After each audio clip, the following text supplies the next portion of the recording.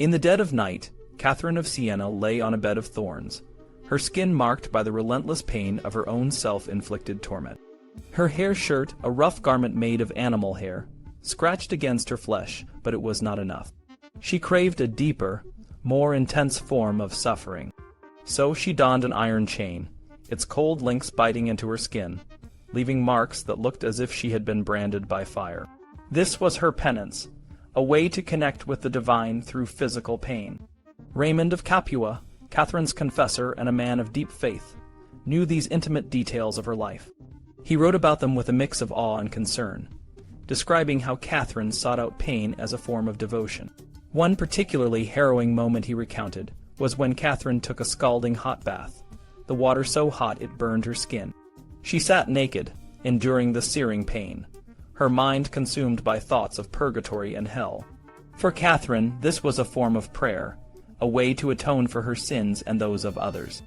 Raymond's knowledge of these private moments came through Catherine's mother, Lopa, who confided in him about her daughter's unusual requests. Catherine would ask to be alone in the bath, knowing that her mother would not approve of what she was about to do. When Raymond confronted Catherine about the extreme measures she took, she explained that the pain she endured was nothing compared to the suffering of those in purgatory. She believed that by taking on this pain, she could earn God's mercy and alleviate the suffering of others. Catherine's piety was not just a personal practice, it was a public act of devotion. She lived in a world where the church dominated every aspect of life, and her actions were closely watched. Unlike the stories of ancient virgin martyrs like Saint Catherine of Alexandria, who faced pagan persecutions, Catherine's life was deeply intertwined with the political and religious issues of her time. The church was torn by heresies, schisms, and calls for reform, and Catherine found herself at the center of these debates. For the lay English readers of Catherine's life, her story was both familiar and shocking. Unlike the distant and often idealized saints of the past, Catherine was a real woman who lived in a world much like their own. Her struggles with sin, her quest for spiritual purity, and her involvement in church politics resonated with the concerns of her readers. The English translation of Raymond's Legenda Major emphasized Catherine's piety and her role as a model of female devotion, but it also downplayed her more controversial political activities. The translator wanted to present Catherine as a humble and virtuous woman, a role model for the kind of piety that could be practiced in everyday life. Margery Kempe, a contemporary of Catherine, offers a glimpse into how such a text might have been received by a lay reader. Kempe, a devout and often controversial figure in her own right, was known for her intense emotional expressions of faith, including uncontrollable weeping and public displays of devotion. Kempe's book, while not directly mentioning Catherine, shows how a laywoman might have engaged with the stories of visionary women like Catherine and Bridget of Sweden.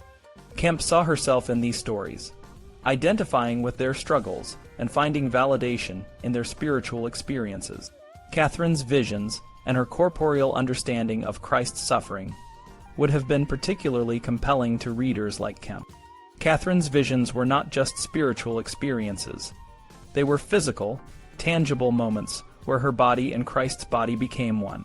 She received the stigmata, the marks of Christ's wounds, and drank from his side, a symbolic act of receiving divine grace.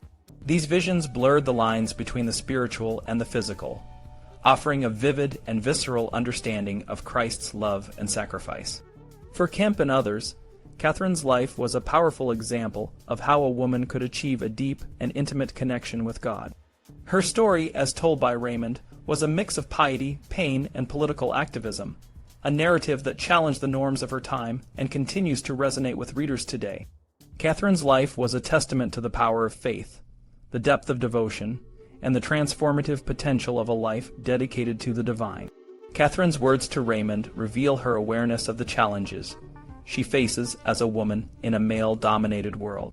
She reminds him that women are not meant to speak or be believed. Raymond's response is immediate and reassuring. He tells Catherine that God has created both men and women, and that he can bestow grace on anyone, regardless of gender.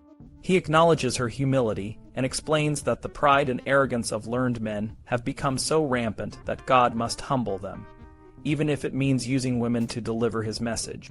This idea that men and women are equal in God's eyes and that learned men are often too proud, is a radical message for the time. God explains to Catherine that he will use women, even those considered weak, to convey his words and shame the proud.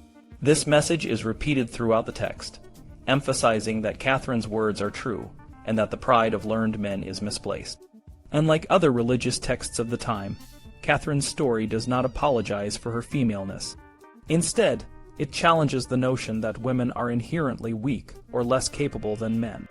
This defiance is similar to the boldness shown by Margery Kempe, who also bypassed the clerical hierarchy through her direct relationship with God. In the early 16th century, excerpts from Catherine's life and works appeared in a printed volume compiled by Henry Pepwell. This book, published in 1521, included selections from the legend, the Major of Catherine of Siena and Margery Kempe's book. The Catherine excerpts were likely taken from a late 15th century manuscript, which suggests that a vernacular version of Catherine's life was already in circulation before it was printed. The volume, titled "Here Followeth a Very Devout Treatise, named Benjamin, of the Mights and Virtues of Man's Soul, and of the Way to True Contemplation," was a carefully constructed anthology, possibly supported by a London Carthusian house. The Catherine section in Pepwell's anthology focuses on self-knowledge and the importance of prayer. It begins with God's words to Catherine, emphasizing that true self-knowledge comes from recognizing one's nothingness before God. The text also highlights the need to hate sin and the importance of mental and vocal prayer. Mental prayer, Catherine taught, should be continuous, while vocal prayer should be performed at specific times as prescribed by the Church. This distinction was particularly relevant to the growing devout laity, who were extending their piety beyond the Church's prescribed rituals. The anthology also includes a passage from Catherine about the importance of not judging others and leaving judgment to God. This idea, central to Catherine's teachings, is repeated in different contexts, emphasizing the need to replace one's own will with God's will to achieve purity of soul. Following Catherine's excerpts, the volume includes a selection from Margery Kempe's book. This excerpt, identical to the one published by De Worde in 1501, presents Kempe as a holy anchorite. This version of Kempe, more pious and orthodox, contrasts with the more boisterous and ecstatic Margery known to religious readers. The inclusion of Margery in this collection alongside Catherine of Siena and other male mystics suggests that Pepwell saw her as a valuable example of English mysticism. The selection of these texts and the way they were presented in Pepwell's volume show how the compilers of the time sought to create a coherent and meaningful collection for their readers. By including both Catherine and Margery, they highlighted the importance of women's voices in religious discourse and provided a diverse range of spiritual teachings for a broader audience. The Pepwell volume opens with a woodcut of the image of pity, depicting the crucified and risen Christ, a powerful image often used on indulgences. The words asking for indulgence and pardon surround the woodcut, creating a strong connection between the image and the practice of indulgences. Jennifer Summit suggests that this opening guides readers to view the entire book and its parts as a form of indulgence, implying that reading the book has a ritual and salvific power.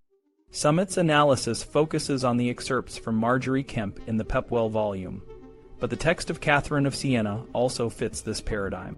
Framed by Margery's more local context, Catherine's text addresses individual piety, including silent and vocal prayer, self-regulation of sin through holy hate, and the annihilation of self to serve God's will. Summit shows that the Pepwell volume remained significant to its readers, even after the Reformation. By examining the only surviving copy in the British Library, she notes that the woodcut image of pity is defaced, with the indulgence text scratched out. This defacement is common in books following the 1550 Act against superstitious books and images, but only the indulgence texts are marked out, leaving the devotional anthology intact. The last section of the Pepwell volume is a devout treatise of discerning of spirits, very necessary for ghostly livers. This treatise, associated with the cloud of unknowing, contrasts with the visionary texts of Catherine and Margery. While the earlier texts are rich in visionary language, this final section focuses on discerning the quality of visions, highlighting an ironic absence of visionary content in the preceding sections. The Pepwell volume serves as a bridge between the medieval and early modern eras, standing at the cusp of the Reformation. The Catherine of the Cleanness of Soul and the orchard, already tamed for Raymond's Legenda Major, is further stripped of her eccentricities in the Pepwell excerpts. These bite-sized aphorisms offer a controlled and restrained spirituality, suitable for a lay audience. If the text was commissioned by a Carthusian house, as Hannah suggests, it would have been firmly rooted in private male reading. The movement of the text from convent to printing house to monastery further blurs the lines between the self-written and the written about, the mystic and the lay, the continental and the English, and the exceptional visionary and the merely devout. During the Reformation, Catherine of Siena's role as a reformer became even more significant. Her emphasis on the reform of the Church, including the return of the papacy to Rome, the spread of Christianity, and the importance of penance and confession, resonated with Catholic English readers. However, the Reformation brought a shift in attitudes toward women's spirituality. Thomas Cranmer, a key figure in the English Reformation, rejected the authority of visions, a stance that contrasted with earlier theologians like Jean Gerson, who at least acknowledged the possibility of true visions. This shift made it difficult for women to claim visionary experiences, as they were met with mistrust and suspicion. Mysticism, as Ewan K. Cameron notes, thrives when dogmatic debates have less impact on the Church's stability. During the Reformation, such debates cast doubt on the coherence of the ecclesial community, leading to increased suspicion of mystics. Despite this, Catherine's visionary voice survived and was repurposed for new political and religious agendas. One such example is Elizabeth Barton, an English visionary who opposed Henry VIII's divorce from Catherine of Aragon and his marriage to Anne Boleyn. Barton's advisors used Catherine of Siena as a model for Barton's political activity, while her critics used Catherine to condemn her. Barton's position was particularly precarious, as she relied on the protection of priests and confessors at a time when their roles were being questioned. Catherine's influence extended to the recusant community, who turned to her in new translations of her Legenda Major, published abroad and distributed to exiled Catholic nuns. Conversely, John Fox, a Protestant apologist, used Catherine to justify the fall of Catholicism. Through these appropriations, Catherine's figure became porous, adaptable to different agendas and contexts. Siena Abbey, a center of women's learning and orthodox thought, provides a lens through which to examine the changes in women's reading and devotional life during the Reformation. Siena's publication program, which included attacks on Protestantism and heresy, positioned the Abbey as a center of counter-Reformation activity. The Abbey's close association with Catherine of Siena, often juxtaposed with Bridget of Sweden, reflects the Abbey's commitment to orthodox thought. The Brigittine priests of Sion, such as John Feuderer and Richard Whitford, continued to publish widely, opposing Lutheran reform. Catherine of Siena, while not central to their program, remained a significant figure. The Dietary of Ghostly Health, published by Wynkyn de Worde, reused a woodcut image of Catherine alongside Bridget, indicating their importance as special saints for Sion's readers. Richard Whitford's publications, including A Daily Exercise and Experience of Death, reflect the Abbey's commitment to reaching both religious and lay audiences. Whitford's work, printed by John Whale, and in 1537, emphasizes the ease and reach of print, challenging reformers by engaging with them on doctrinal issues and reaching a wider audience with spiritual literature. In the early 16th century, a small pamphlet titled A Daily Exercise and Experience of Death gained popularity among devout readers. Its author, Whitford, initially wrote it at the request of Abbess Elizabeth Gibbs of Sion Abbey. The pamphlet was a guide for preparing oneself spiritually and mentally for death, a common concern in those times. As word of its value spread, Whitford found himself repeatedly asked to copy it. To avoid the tedium of constant rewriting, he decided to have it printed, a decision likely influenced by the positive reception of his previous works by printers. Whitford's pamphlet describes how deep contemplation can serve as practice for death. He uses the example of Catherine of Siena, a well-known saint, who, during intense prayer, became so detached from her physical senses that she felt no pain even when pricked with pins. Whitford suggests that anyone who regularly practices such deep contemplation will be well prepared for death when it comes, as it will feel almost familiar and natural.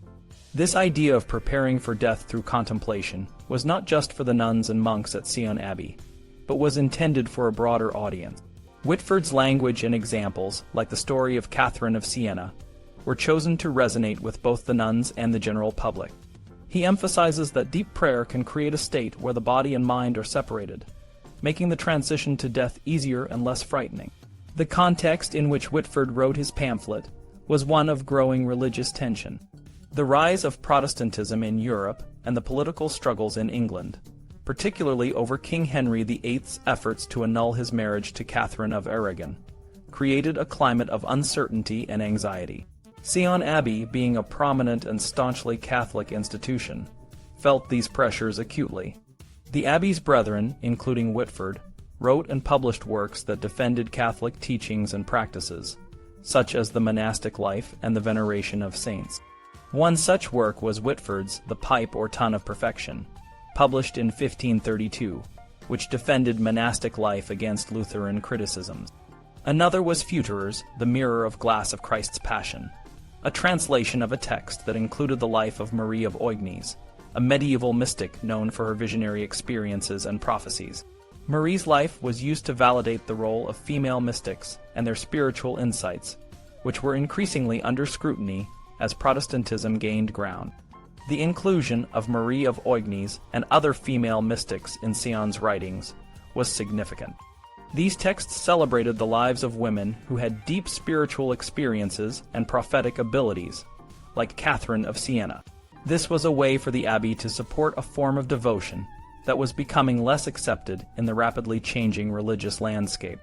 One of the most controversial figures of this time was Elizabeth Barton, known as the Holy Maid of Kent. Though not a member of Sion Abbey, Barton was closely associated with it, and was supported by figures like Thomas More.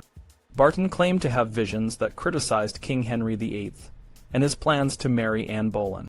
Her public condemnation and execution in 1534 were a stark warning to others who might challenge the king's authority. Barton's story is intertwined with the broader context of women's visionary literature. Like many mystics, she was influenced by the writings of saints like Catherine of Siena and Bridget of Sweden. These texts provided her with models for her own spiritual experiences and political critiques. However, her prophecies were seen as dangerous, and she was accused of feigning her visions to incite rebellion. The bishop-elect of Bangor, John Capon, delivered a sermon against Barton and her followers in 1533, just before her execution. He accused her of using her visions to manipulate and control her followers, leading them to perform extreme penances and fasts. Capon also implicated her spiritual advisor, Edward Bocking, who read to her from the revelations of Bridget and Catherine, suggesting that these texts inspired her false vision. Capon's sermon was a direct attack on the kind of religious practices that were associated with female mystics. By discrediting Barton, he also cast doubt on the authenticity of the saints she emulated, particularly Catherine of Siena. This was a strategic move to undermine the authority of women who claimed divine inspiration, especially in a time when the king's authority was being challenged. The fall of Elizabeth Barton and the subsequent suppression of her writings reflect the broader tensions of the Reformation. Sion Abbey, with its strong Catholic identity, was a symbol of resistance to the king's religious reforms. The Abbey's support for figures like Barton and its publication of texts that celebrated female mystics made it a target for the king's supporters. The execution of Richard Reynolds, a monk from Sion, in 1535, marked the Abbey as a center of Catholic opposition and a place of martyrdom. Despite the challenges, the writings of Whitford and Futerer, and the lives of mystics like Catherine of Siena and Marie of Oignies, continued to influence religious thought and practice. Their legacy lived on, even as the world around them changed dramatically. As the waves of the Reformation crashed over England, the story of Elizabeth Barton, the Holy Maid of Kent, serves as a poignant reminder of the tensions and upheavals of that turbulent time. Barton's visions, which rallied support from various church members, echoed the legacy of Catherine of Siena, a powerful and politically engaged mystic from the High Middle Ages. This connection was not lost on Barton's followers, who saw her as a spiritual and political leader, much like Catherine. However, Barton's prophecies, especially those that challenged King Henry VIII's marriage to Anne Boleyn, made her a dangerous figure. Thomas More, a symbol of Orthodox resistance to Henry's reforms, expressed his unease with Barton's claims, walking a thin line between loyalty to the king and his own doubts about her vision. Despite his warnings, Barton's outspokenness led to her downfall and execution, silencing one of the last voices of Catholic visionary power in England. The suppression of religious houses under Henry VIII and the subsequent exile of religious communities, such as the nuns of Sion Abbey, highlights the broader impact of the Reformation.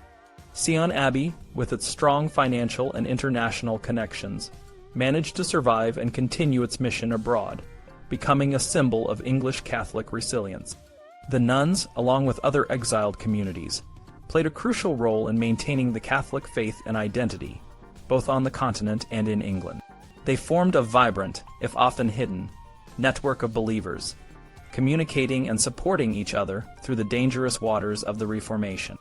The publication of Catholic texts, particularly those that celebrated visionary women like Catherine of Siena, became a vital part of this resistance. These books, produced on the continent and smuggled into England, were acts of defiance against the Protestant hegemony. They provided comfort, guidance, and a sense of continuity for the recusant community. The risks involved in writing, printing, selling, and reading these texts were high, but the rewards were significant. Each book was a small victory, a stitch in the fabric of a community that refused to be silenced.